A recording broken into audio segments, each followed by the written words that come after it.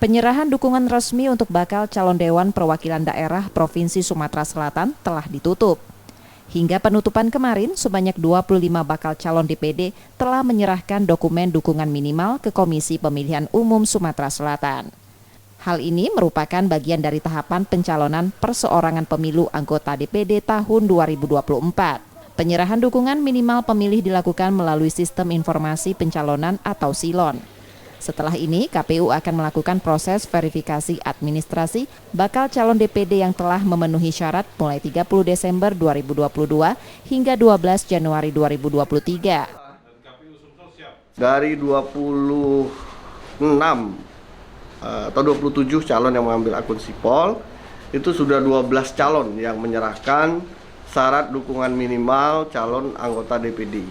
Syarat itu sudah kita periksa di SILON, di Sistem Informasi Pencalonan. 12 calon itu sudah memenuhi syarat minimal sebanyak 3.000 dukungan dilampiri dengan KTP elektronik. Sebelumnya, KPU telah mensyaratkan jumlah dukungan minimal bakal calon anggota DPD sebanyak 3.000 dukungan dengan sebaran minimal di 9 kabupaten kota. Tahap verifikasi administrasi dan faktual akan melibatkan KPU daerah di kabupaten kota. Setelah dukungan minimal dinyatakan memenuhi syarat, calon dapat mendaftarkan diri sebagai calon anggota DPD pada Mei 2023. M. Rizky Nurmizan, Kompas TV, Palembang, Sumatera Selatan.